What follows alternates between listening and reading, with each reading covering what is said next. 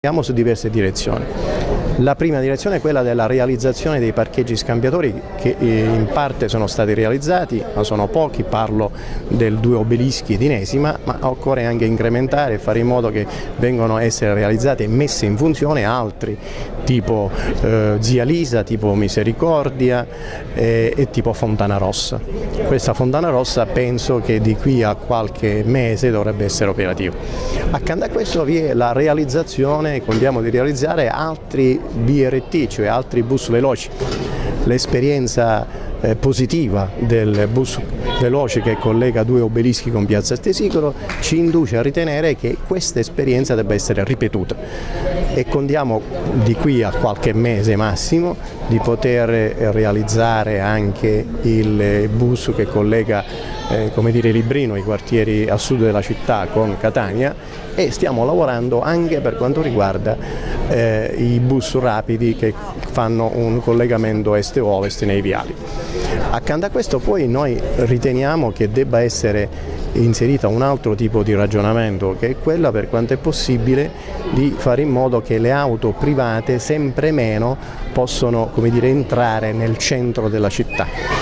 Questo lo possiamo ottenere andando ad una revisione delle tariffe di sosta, di sostare, e andando a fare una differenziazione del pagamento della sosta, e cioè aumentando il pagamento della tariffa oraria per le zone più centrali e invece facendo una differenziazione per le zone periferiche.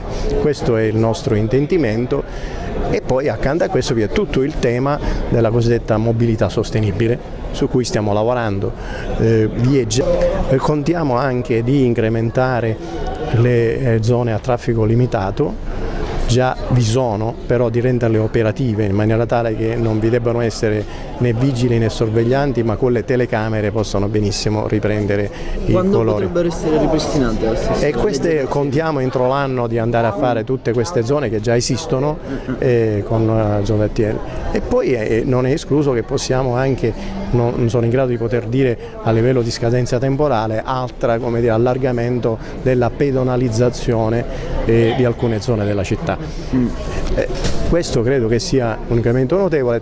Tenga presente fra l'altro che vi è poi una scadenza, speriamo che si mantenga, che è quella dell'anno entro il 2016, scadenza che consentirà, almeno se tutto sarà diciamo pronto, alla metropolitana di raggiungere Nesima da un lato e Piazza Stesicolo dall'altro lato. Quindi una volta che vi sarà la metropolitana da Nesima a Piazza Stesicolo, noi avremo una situazione, come dire, ottimale, e in base a quello andremo a definire anche le varie linee dell'AMT e potremo sicuramente avere un quadro più complessivo della situazione della città di Catania.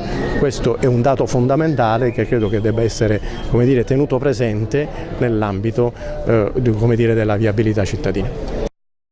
Dei dati, quando noi ci siamo insediati uscivano circa 60 autobus, adesso ne escono circa 140-150, quindi credo che già questo è un dato notevole. Abbiamo assunto ben 40 nuovi autisti, credo che l'AMT e l'azienda municipale dei trasporti possa considerarsi, come dire, nel pieno delle forze per poter ben operare. Naturalmente si tratta di fare in modo che il traffico cittadino e soprattutto le corsie riservate vengono riservate effettivamente all'AMT e non vengono distolte dal loro impiego. L'ultima domanda rapidissima: Lungomare Liberato è stato un esperimento che ha funzionato, potrebbe essere riproposto per tutta la città o per il centro storico, avere una Catania? No, stiamo studiando, per adesso incrementiamo quello che abbiamo fatto. La prossima tappa, proprio fra 2 domeniche, incrementeremo e lo faremo oltre che la domenica anche il pomeriggio del sabato. È una diciamo iniziativa che viene a ormai essere riconosciuta